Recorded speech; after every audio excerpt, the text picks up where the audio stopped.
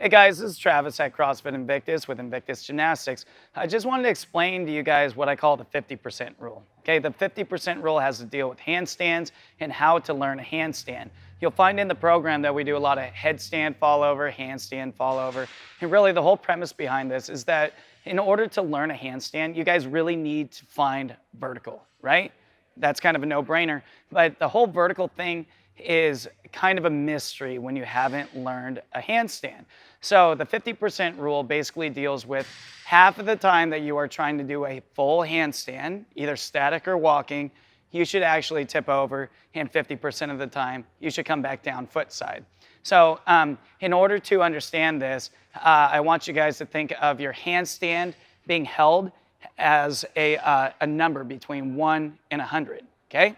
So each handstand will contain its own number, and you don't know what it is, but it's a higher-low game, right? So if I say, hey, pick a number between 1 and 100, and I'm thinking of a number, you might say 50, and I go, it's higher. And then you go 75, and I go lower, and you're like, well, maybe about 63. I'm like, higher, and you go 69, and I go close enough, it was 67. Okay, now the whole idea behind this, and the close enough thing I'll explain in just a moment, is that when you kick up to a handstand, we'll say that number that you're guessing is the amount of effort and power that you put into the kick to the handstand, right?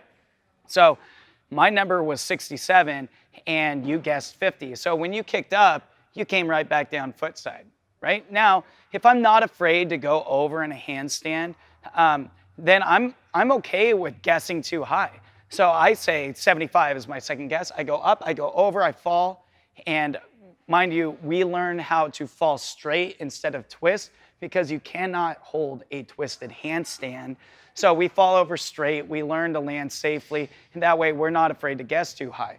So in order to find this magical secret number for your handstand, the 67 or whatever the case may be, you have to be okay with guessing too high and guessing too low. So that will help you find that spot. You will have some sort of sense and feedback from the fall of where that vertical point was. So say you guess 70 and my number 67, that's a little too far off, right? So that's going up, hitting the handstand and falling over, okay?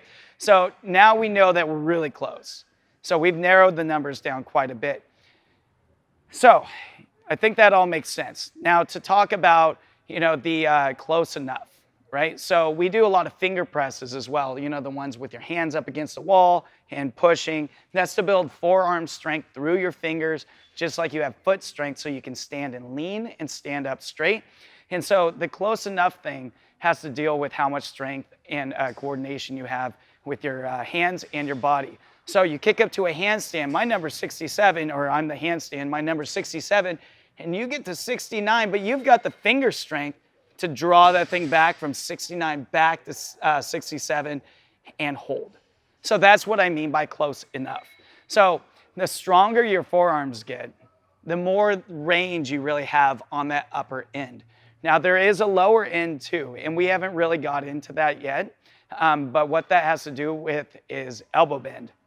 You will see that in normally the level 2 and 3, we do frog press pulses and frog press to handstand, but what that's trying to teach us is how to use the bent arm position to press up to a handstand, because from a full handstand position, if you are up there and you start falling foot side, believe it or not, you can save this thing by not hitting the ground, by bending your elbows, shifting your weight forward and over your fingertips in order to press yourself back up.